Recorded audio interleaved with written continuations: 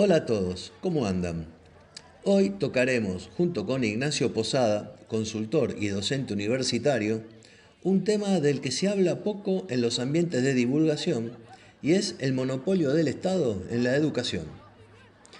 Mucha crítica al monopolio sobre los mercados concentrados, monopolios creados por políticas de Estado, llámese mercantilismo, capitalismo de amigos, totalitarismos en la política y en la economía por parte del sistema estatista que nos domina. Pero digo yo, ¿y en la educación? ¿Por qué se habla tan poco, por no decir casi nada, del monopolio de la educación por parte del Estado? Una primera impresión que me viene a la cabeza es porque los gobiernos de derecha que se sucedieron en la región a lo largo de todos estos años, nada han hecho con respecto a la libertad de elección, libertad de enseñanza, libertad de currículas. Y en lo que respecta a la educación, todo fue maquillaje para seguir con el mismo modelo de siempre. En nuestro país, una enseñanza enciclopedista y por momentos absurda, ya que las enciclopedias ahora están todas en internet, al alcance de la mano y solamente haciendo un clic. Cuando vos escuchás a cualquier chico que no le gusta ir a la escuela, ¿no te hace ruido? ¿Y nunca preguntaste por qué no le gusta ir? Habrá un cierto porcentaje de rebeldía y ganas de dedicarse al ocio en el niño, pero ¿no nos preguntamos si el sistema en realidad ya está viejo? Capaz en el formato, capaz en los temas a tratar, capaz en la disciplina escolar, o capaz en todas esas o algunas otras que a mí ahora no me vienen a la cabeza. Por eso con Ignacio Posada vamos a tratar de conversar este tema para intentar dejar en claro todas las cuestiones que justamente entran en discusión. Lo que ha avanzado el mundo en estos años en lo que respecta a revolución tecnológica y digital, incluso creando nuevas habilidades, no lo ha asimilado la educación, dando clases siempre igual que con nuestros padres y abuelos. Si estamos cansados del rol del Estado en la política y en la economía, ¿por qué no lo estamos en el área de educación? ¿Por qué dejamos que las currículas escolares las escriban cuatro burócratas sentados en unos púlpitos que encima ni siquiera fueron elegidos por la ciudadanía para tomar cartas en el asunto? ¿Por qué nos hemos dejado vencer por estas políticas gramscianas en donde todo pretenden que lo maneje el Dios Estado? ¿Por qué nadie pretende hacer un giro de 180 grados en este tema? ¿Cambiarán la currícula escolar? ¿Dirán que van a capacitar a los docentes a los nuevos desafíos que el mundo impone? Pero señores, esto no es más que maquillaje.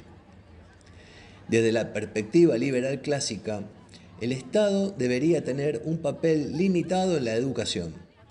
Se aboga por la idea de que la competencia y la libertad de elección en el ámbito educativo pueden mejorar la calidad y la eficiencia. Esto puede llevar a la promoción de sistemas educativos basados en el mercado y la competencia entre instituciones educativas. Por eso, Ignacio Posada tratará de dar su idea de por qué es necesario el fin del monopolio de la educación y la necesidad que este tema esté sobre la mesa en la política argentina.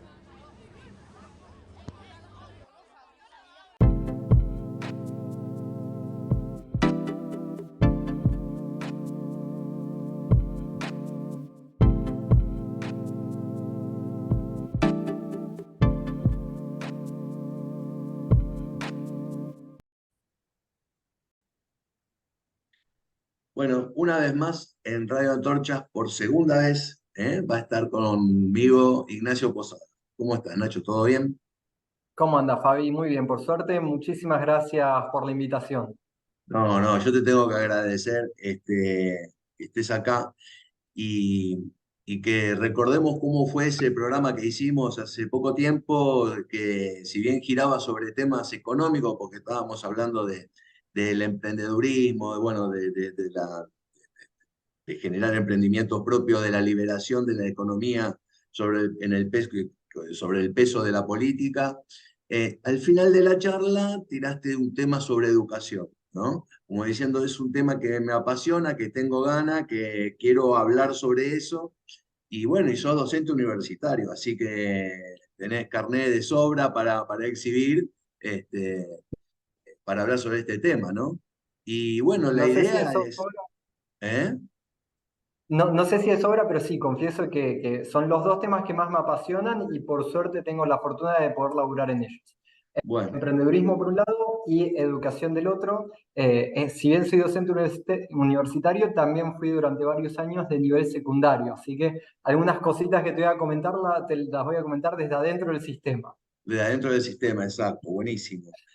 Bueno, el tema es que se había puesto en el tapete ya como propuesta de gobierno para este nuevo gobierno entrante, reformas educativas. Se estaba hablando por primera vez de reformas educativas y no de que el Estado tiene que estar más presente en la educación, más allá de vigilar y controlar alguna fuga que puede haber de billetes, pero se está hablando por primera vez de reformas educativas, aunque parece que quedaría en un segundo plano, tengo miedo que quede en un tercer plano, pero igual quiero que hablemos de este tema sobre la necesidad de las reformas educativas que necesita, calculo que Argentina y la región, ¿sí? Y bueno, y hablar qué es esto de monopolio de la educación, Nacho. Bien, básicamente lo que vamos a conversar a lo largo de esta media hora, 40 minutos, es cómo hay un monopolio que está haciendo demasiado mal a la sociedad y parece como que la gente no le llama la atención. Escuchamos muchas veces hablar de leyes antimonopolio, antitrust, etcétera, y resulta que cuando hay un monopolio que realmente es extremadamente dañino para la sociedad, la prensa, los educadores, la sociedad en general, los políticos miran para otro lado. Básicamente, antes de meterme en particular en el monopolio de la educación, quisiera hablar un poco de qué es un monopolio. Y me Exacto. pongo un poco el sombrero de Nacho, si no es una clase de monopolios, No, no, no. algunas cositas sobre monopolio. ¿Y cómo lo Básicamente, traducimos en el sistema educativo? exactamente. Básicamente un monopolio es cuando hay una sola organización, ya sea de carácter estatal o de carácter privado, que controla algún mercado en particular. ¿Sí? Entonces, ¿cuál es la característica principal del monopolio? Que puede dar el servicio que quiere, al precio que quiere, con la calidad que quiere, y como todos somos cautivos de ese único oferente, tenemos que aceptarlo. Sea lo que sea, lo tenemos que aceptar. Por lo tanto, cuando hay un monopolio, generalmente lo que pasa es que no hay ningún incentivo a innovar, no hay ningún incentivo a proponer nada nuevo. Básicamente porque ya tenemos la vaca atada, ya sé que todo el mundo, independientemente de la calidad y el precio que yo estoy ofreciendo este servicio, tiene que aceptar el monopolio que yo le estoy dando. En educación tenemos un monopolio que es particularmente dañino, que es el que impone el Ministerio de Educación, ¿sí? A través de las currículas oficiales. Las currículas oficiales básicamente es un grupo de normativas que, si bien después se la bajan a las provincias y las provincias hacen que las modifican un poco, la verdad es que viene una bajada de línea de nación bastante clara, bastante marcada, donde básicamente dice, todo esto son el grupo de saberes que la sociedad tiene que conocer y todos estos otros no se mencionan, desaparecen, es como si no existieran. Y básicamente lo que tenemos es un gran monopolio sobre qué se va a educar y qué no se va a educar. Y ahí hay algo muy peligroso. Y a mí siempre me llama la atención, y Fabi te voy a invitar y a todos los oyentes, que por un ratito pensemos e imaginemos que haya un monopolio en el sistema de prensa. Supongamos que en lugar de haber muchas opiniones de la prensa, hay una sola prensa oficial, se puede hablar, se puede escribir artículos sobre tal tema, no se puede escribir sobre este otro. La verdad que la sola idea de imaginarnos que no hay libertad de prensa es escalofriante. Entonces, Bueno, hay sociedades que se han manifestado en contra y se han generado hasta conflictos muy serios, pero en educación eso no surge. Claro, si nos parece tan aberrante que haya una Mm. sola prensa oficial y que todos tengamos que escuchar esa prensa, ¿por qué no nos parece igual de aberrante que haya una sola currícula oficial y que todos tenemos que aceptar esa currícula, nos guste o no nos guste? Entonces, exacto. antes de pasar a ya los argumentos que no es que yo solamente los crea, hay una serie de pensadores que básicamente lo que hacemos nosotros es procesar un poco esas ideas y compartirlas para que se hagan más amplias en la sociedad. Vamos a hacer, te invito, Fabi, a hacer un breve repaso histórico sobre dónde surge la educación estatal en el mundo, al menos como la concebimos hoy en día. Sí, sí.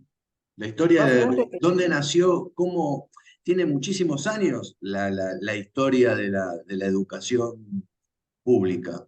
así es, sí, en realidad podemos remontarnos hasta las ciudades-estados griegas, romanas, donde, por ejemplo, tenemos el estado de Esparta, donde es extremadamente centralizado, donde los hijos le pertenecen al estado y no a los padres, y tenemos el caso contrario de Atenas, que es una ciudad más libre, donde cada quien podía elegir, pero básicamente la superestructura de la educación estatal, tal y como la conocemos, podemos poner el punto de origen con Martín Lutero en el siglo XVI, invitando a todos los príncipes y a todos los reyes de las ciudades-estados alemanas, ¿sí? Y prusianas un poco más tarde, a que hagan un sistema de educación que esté fuertemente centralizado, que el Estado controle exactamente qué es lo que se enseña y qué es lo que no, con el afán de justamente, además de la parte de educación, Lutero lo que quería era convertir a toda la población germánica a su protestantismo.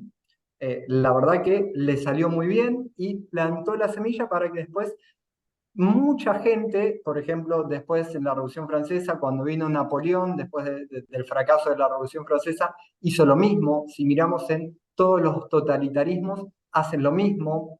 Y acá me gusta citar una frase de Gramsci, ¿sí? Este gran pensador de la izquierda, que acá nosotros, hago mea culpa, hacemos muy mal en no conocerlo de fondo, que él decía: toma la cultura y la educación y el resto se da por añadidura. Entonces, ¿qué es lo que hace un totalitarismo en el momento en que asume?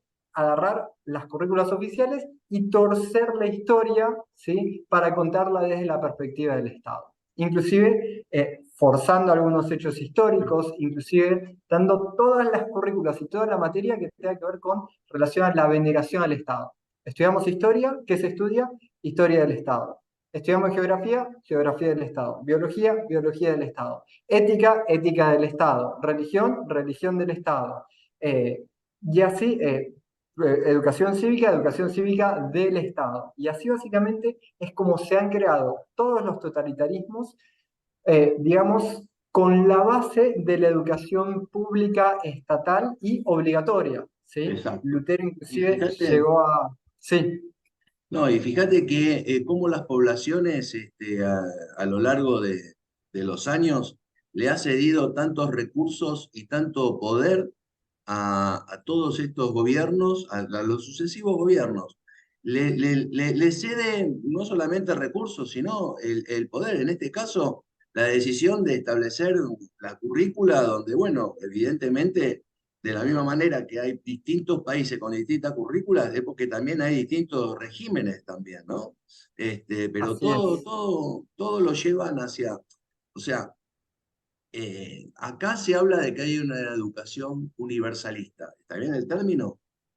Sí, sí, sí, se intenta Pero, igualar a todos. Hay un meme que dice que hay un elefante, hay un pescado, hay un perro y hay un mono, y básicamente está el profesor diciéndole, el examen es trepar el árbol, a ver quién es el que mejor trepa el árbol.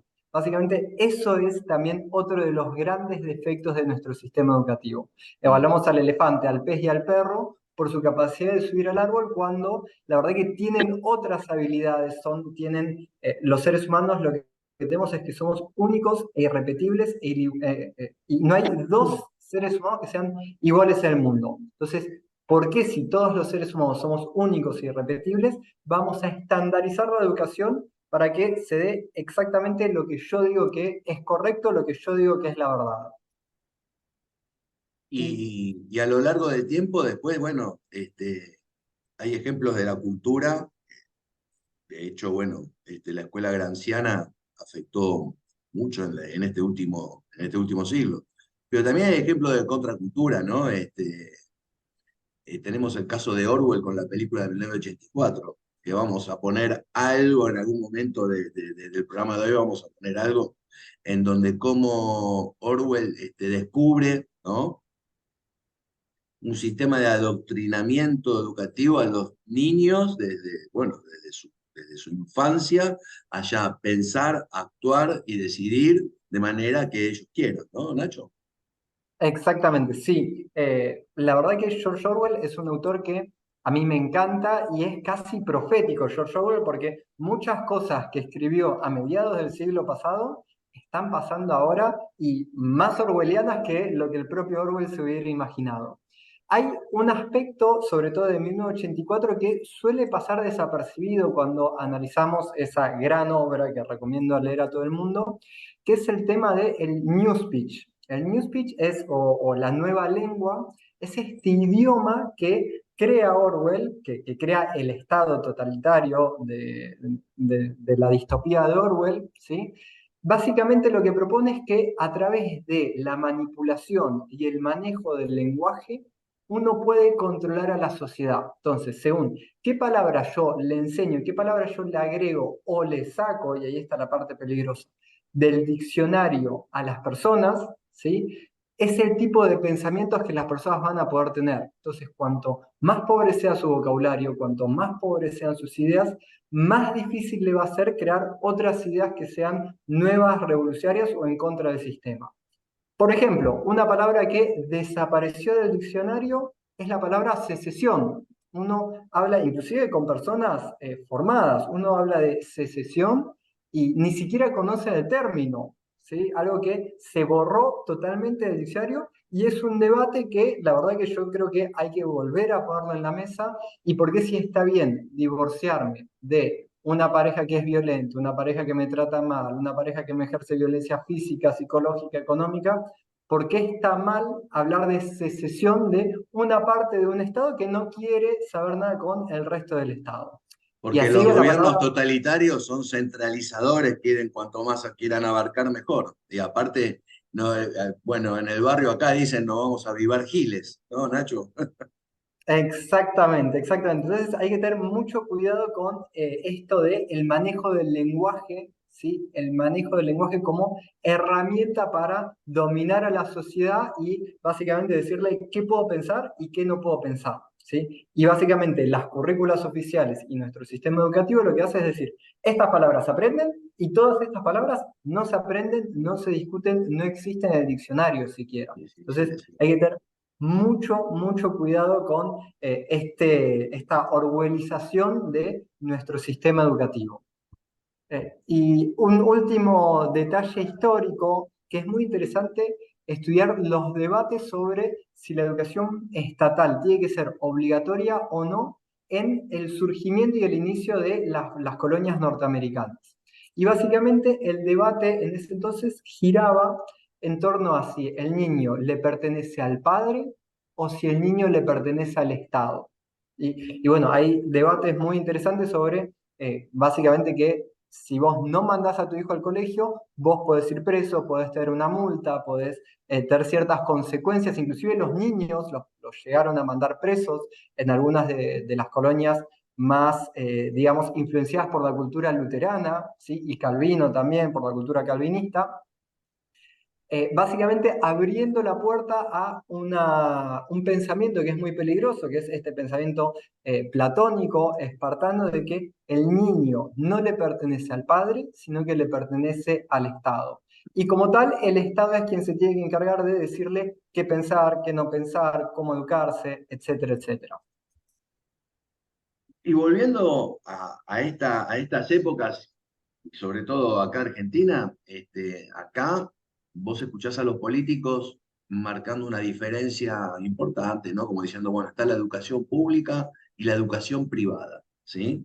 Ahora, ¿cuál es el rol que tiene la educación privada? ¿Cuál es la intención, los objetivos que quiere tener? ¿O es simplemente respetar la currícula oficial? Decime vos si en realidad no les queda otra que tener que respetar esa currícula oficial. Y bueno, algunas escuelas privadas tienen actividades extracurriculares, obviamente, como para ampliación, que a veces no sabemos si es el justificativo de poder cobrarte una cuota, ¿no? Porque, ¿qué diferencia hay en este país hoy entre la educación pública y privada? La verdad que la educación privada hoy se encuentra privada de toda libertad. Básicamente le dejan alguna migaja para que digas, bueno, me puedo diferenciar por esto, pero básicamente están digamos, las Gestapo del conocimiento que básicamente vuelven locas a las instituciones privadas con estás haciendo esto, estás dando esto, no estás dando esto. Un ejemplo en un secundario privado donde trabajaba, ellos todos los años lo que hacían era esta semana de Spring Break, de vacaciones en la tercera o cuarta semana de septiembre. Lo venían haciendo durante muchos años consecutivos. Un año volvieron a presentar el papel y llegado, entonces vos para hacer el Spring Break arrancás una semana antes. Llegada la semana de arranque, un día antes o 2 días hábiles antes, una parva de inspectores estatales visitaron el colegio con su poder de monopolio, con amenazas de cerrar el colegio, de que no podían dar. Simplemente querían educar a los chicos una semana antes para darle una semanita en septiembre. Así de atados de pies y manos están los institutos privados de qué puedo dar, qué no puedo dar, cuál es la carga horaria, ¿sí? Y ahora vamos a hablar un poco de la innovación, ¿sí? Pero antes de pasar a la innovación, quería justamente plantear algunos argumentos en contra de este monopolio de la educación. ¿Te parece que arranquemos con uno de los más poderosos? Decime, sí. La falta de Primero, competencia, me imagino, qué sé yo. la, la falta de competencia es otro de los argumentos. El primero y el más poderoso en contra de este monopolio en manos del Estado es que el Estado te quiere ignorante. Cuanto más bruto, cuanto más ignorante, cuanto menos palabras, cuanto menos razonamiento tenga un pueblo, más fácil es controlarlo. Entonces, ¿por qué le vamos a dar el monopolio de qué se enseña y qué no se enseña a quien nos quiere ignorantes? Es algo contraintuitivo. Básicamente nos estamos tirando un tiro en el pie, Fabi. Sí, sí, sí. Suena ilógico. Pero bueno, ese es uno de los principales argumentos que no le podemos dar el monopolio de qué se enseña, a quién nos enseña, a quien nos quiere ignorantes, a quien nos quiere brutos, torpes para poder controlarnos y manipularnos más fácilmente. El segundo argumento es el que decís vos, el tema de la falta de competencia. Básicamente, si todos tenemos la misma currícula, todos damos lo mismo, todos damos X cantidad de horas de biología, X cantidad de horas de historia, X cantidad de horas de geografía, básicamente va a cambiar un poquito la metodología, la calidad del docente, la calidad de la infraestructura, ¿sí? El uniforme, pero el contenido, el fondo es prácticamente el mismo porque tengo una bajada de línea de un monopolio de Eso qué es lo sí, que, qué eso es lo no. que pasa en cualquier monopolio, hasta obviamente los monopolios comerciales, pero la educación no se escapa a esto. No, no, no. Y eso Yo, deriva como, no, que lo he notado en distintas escuelas públicas, estuve hace unos años entrando a la ciudad donde vivo, entrando a varios colegios para dar una cierta actividad que doy, y yo veía que todos los colegios eran iguales, pero todos los chicos tenían un mismo nivel, que era chato, ¿no? Pero bueno, después podemos discutir la calidad de la enseñanza que se da, pero acá ni siquiera estamos hablando de eso, estamos hablando de el modelo que se pretende y la currícula que se aplica. así es, así es. Entonces, como no hay competencia, no hay innovación. Como todos damos lo mismo, la verdad que no hay ningún incentivo a innovar. Y acá hay que levanto una bandera roja, hay que tener mucho cuidado con estos grandes genios de la pedagogía, de la enseñanza que dicen, no, no, no, la currícula actual está mal. La currícula tiene que ser lo que yo digo que tiene que ser. Y tiene que ser esto, esto, esto y esto.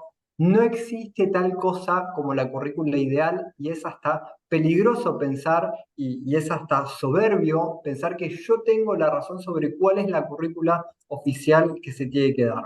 Y ahí vamos al otro argumento, que es ¿cómo puedo hacer un semidios, ¿sí? Un ministro de educación rodeado de miles o cientos de burócratas que dicho sea de paso, hace años no pisan un aula, decidir de forma monopólica qué es lo que se enseña, cuántas horas, qué metodología, de realidades tan distintas como desde La Quiaca hasta Tierra del Fuego, ¿sí? Pasando por La Pampa, pasando por escuelas rurales, por gente que tiene realidades totalmente distintas. Entonces, ¿cómo puede atribuirse a alguien tal soberbia, ¿sí? De decir, esto es lo que se tiene que dar en todo el país y adáptenlo, le damos alguna migaja a la provincia para que lo adapte, como para decir somos un país federal, aunque Ujú. ambos Sí, sabemos sí, sí. que el federalismo, lamentablemente, que en paz descanse. Entonces, eh, no tiene ese conocimiento, yendo a términos hayekianos,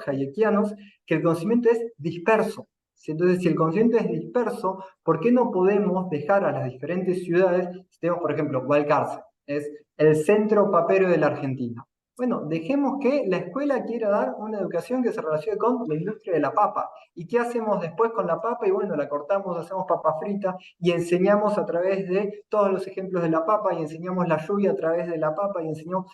¿Por qué no dejamos esa libertad a los distintos actores del mercado que tienen mucho más incentivo por innovar, por mejorar, por dar un servicio de calidad que lo que tiene el burócrata de turno que hace, insisto, muchos años que no pisa un colegio? Pero aparte de que no pisa un colegio, discúlpame, Nacho, ni siquiera están trabajando con prueba y error, porque la educación está absolutamente en declive en lo que son incluso los resultados. Desde deserción escolar hasta la calidad con la que salen los chicos, bueno, las pruebas PISA, todo de lo que se habla de que a veces, creo que hubo un año que ni siquiera dejaron participar a Nos Argentina, o sea, descalificaron.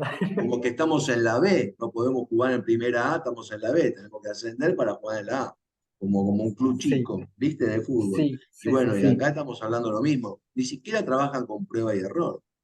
No, no porque encima, y acá vamos con el último argumento antes de ver qué es lo que yo propongo, básicamente que el Estado es muy lento, tiene procesos muy burocráticos para modificar cualquier cosita del plan de estudios. Y esto es particularmente peligroso, sobre todo en educación superior, ¿sí?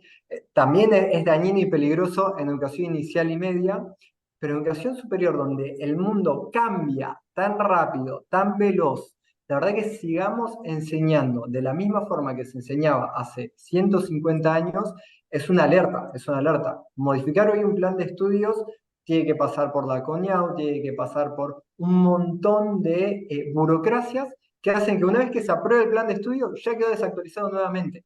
Entonces, de vuelta, ¿por qué tenemos que tener este monopolio que encima es lento, que encima es burocrático, diciendo qué se enseña, qué no se enseña, cómo se modifica? Es irracional, contraintuitivo y va en contra de la educación. Sí. ¿Sí? Ahora, una pregunta capciosa, ¿viste? Eh, Hace unos años, unas décadas en realidad, la educación argentina no tenía tanta mala calidad, no tenía mala calidad. La educación argentina no era mala. Incluso estaba esa famosa frase o novela, fue novela, me dijo el doctor, ¿sí?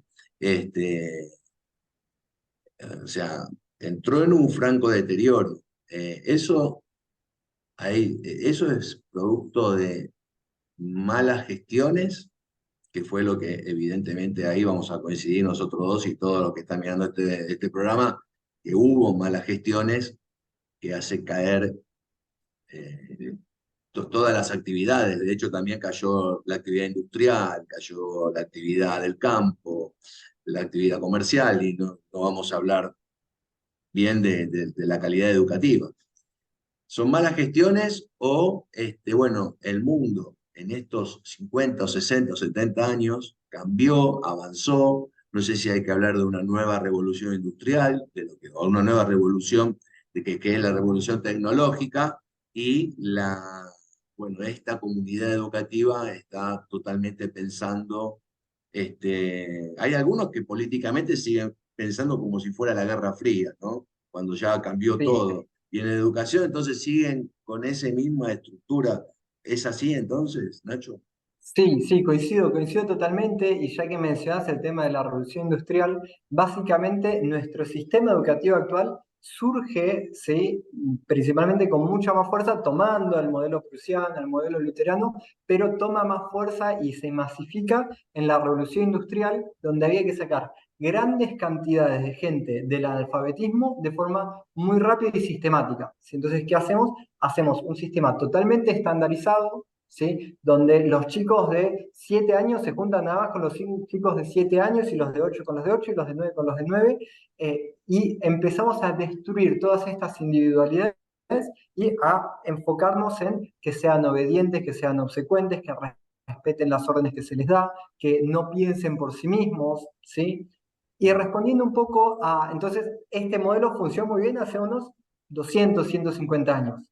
Ya está agotado este modelo, ya el mundo cambió totalmente, cambió la forma en que nos comunicamos, la forma en que aprendemos, la forma en que hacemos negocios, en que trabajamos, pero nuestro sistema educativo sigue igual que hace 150 años. Hay Y algo que estamos bueno, haciendo mal. y educativamente hablando, o sea, en este ámbito, la forma de que uno accede a la información. Ahora uno tiene un acceso a la información propio, ¿no? Dinámico y al momento casi. Que quiere buscar información, la encuentra. Y por Tal su propia cual, cuenta, por su propio medio. A veces, hasta, bueno, obviamente, con un celular. ni hablar que básicamente todo nuestro sistema educativo sigue siendo enfocándose en información enciclopedista. ¿Qué es esto? Es información que yo puedo encontrar en una enciclopedia, que puedo encontrar en Wikipedia. Hay un ejercicio que te invito a hacerlo a vos, e invito a todos los oyentes a realizarlo, que yo lo vengo haciendo hace varios años, que es preguntarle a las personas si ustedes pudieran agregar una materia, ¿sí? Cualquiera que sea a la educación primaria y secundaria, ¿cuál agregaría? Y las respuestas vienen siendo de lo más diversas e enriquecedoras. Algunos me han dicho finanzas, otros han dicho emprendedurismo, otros me han dicho negocio, inteligencia emocional, básicamente metodologías Robótica, ágiles. ¿Cómo? robótica. Robótica. Hay miles de materias que los chicos deberían tener, deberían aprender, ¿sí? Pero que no aprenden. Hoy saben, salen del secundario sabiendo o supuestamente sabiendo sobre la división de la célula, pero no saben quiénes son. Entonces, ¿para qué pasamos durante 15 años, ¿sí? A chicos en un sistema educativo que salen y no saben quiénes son, no saben qué les gusta, no saben absolutamente nada de inteligencia emocional, nada de emprendedurismo, nada de gestión de proyectos, nada de finanzas, nada de, ok, me voy a comprar una heladera, ¿me conviene comprarla en cuotas o me conviene comprarla cash?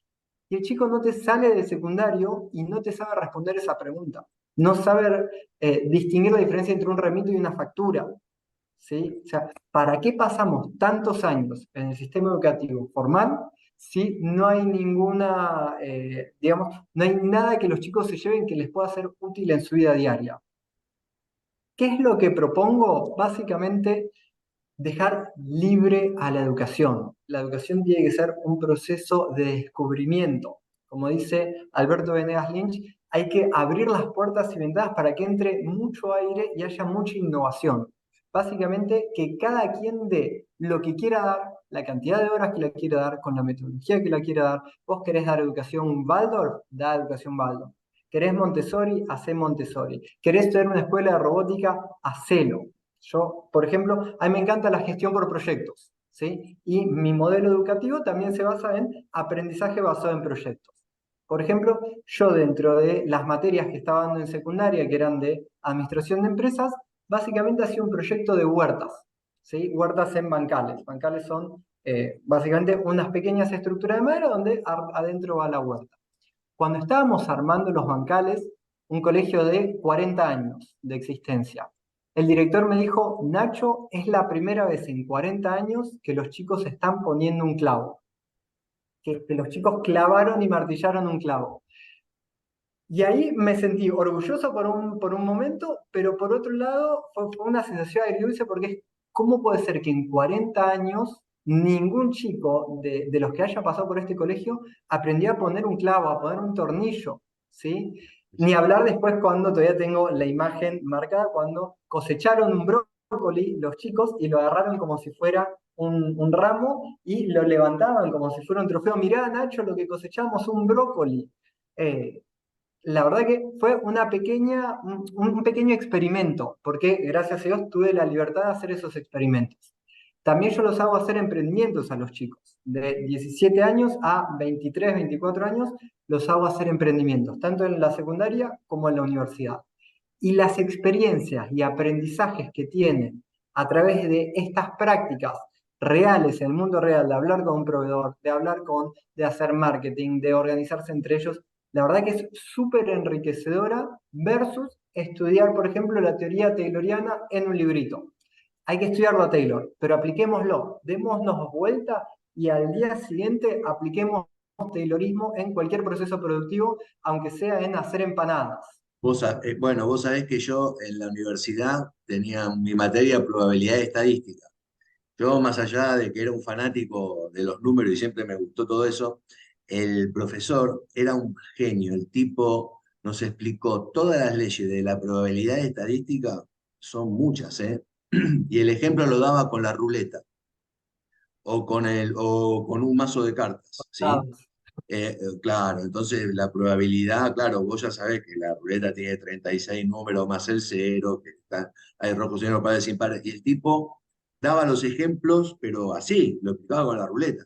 Es más, me acuerdo que eh, el primer examen, la primera pregunta para todos fue cuál era la probabilidad de sacar envido, ¿no?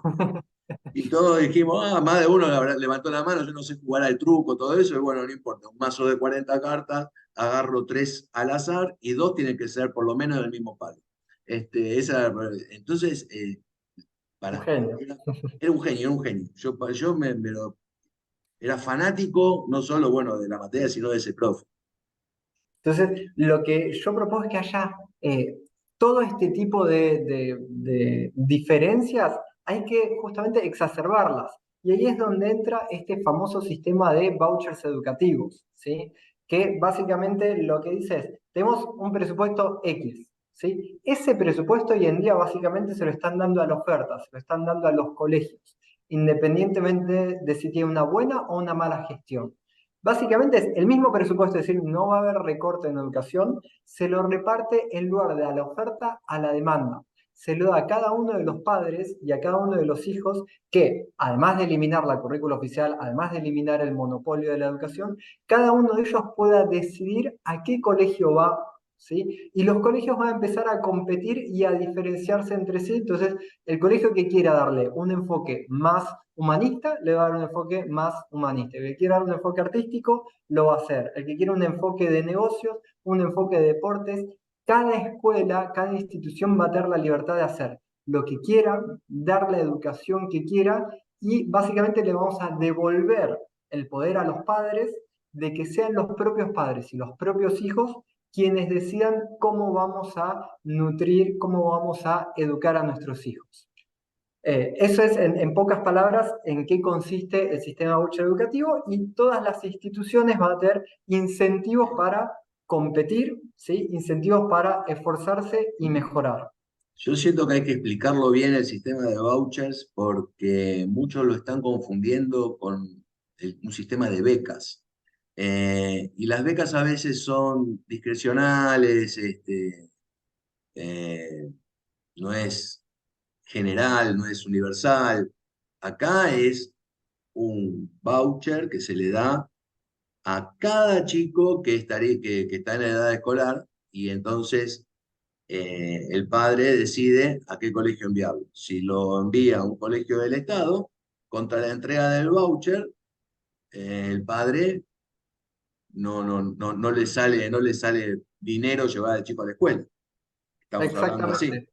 Entonces Esa sería no es la que idea quieren fundamental. privatizar la educación o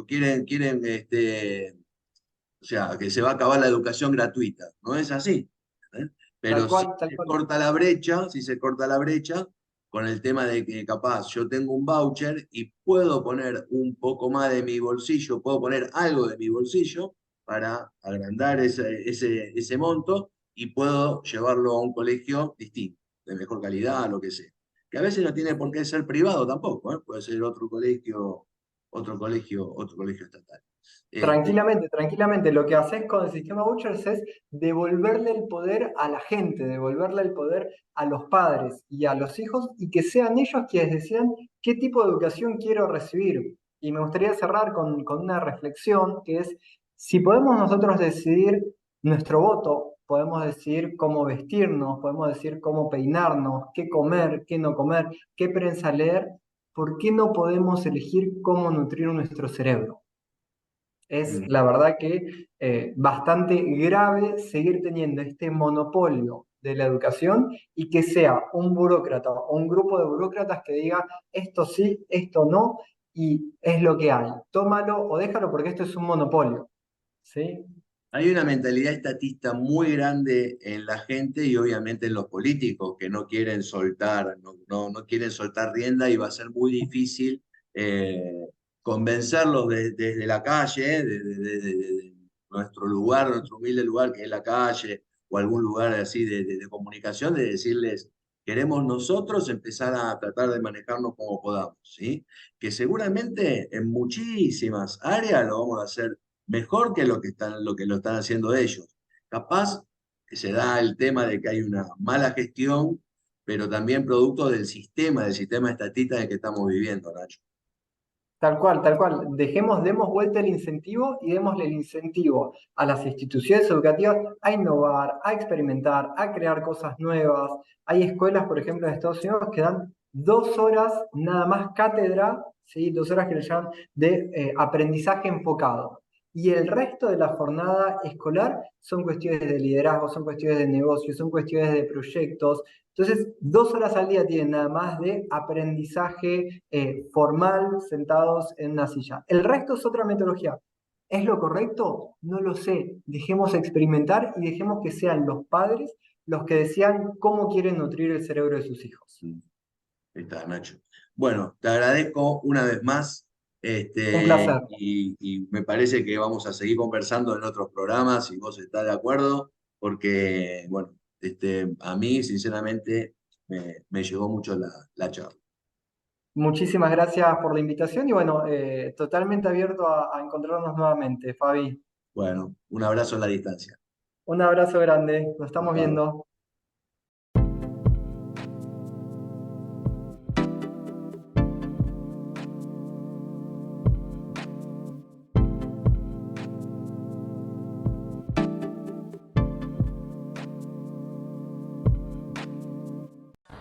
There is a party directive dealing with the control of the past. Repeat it to me. Who controls the past, controls the future. Who controls the present, controls the past. And where do you suppose this past exists? In records, The party controls all records. and in human memories. The party controls all human memories. How can you control the memory? You haven't controlled mine.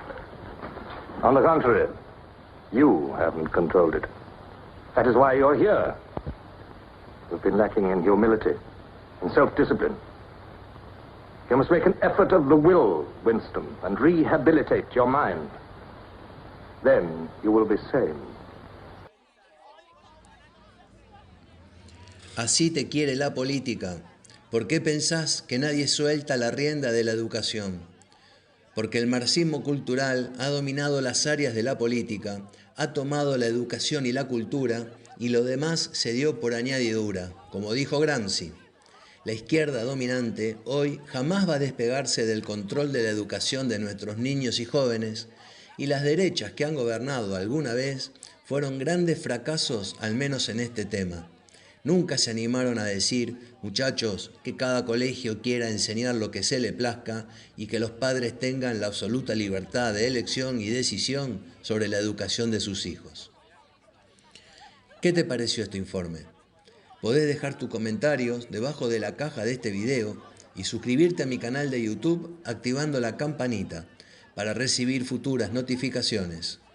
Gracias por llegar hasta el final de este informe y dale like si realmente fue de tu agrado. Hombres y mujeres libres, es un verdadero placer hacer este programa. Pasen una buena semana, cuídense y viva la libertad.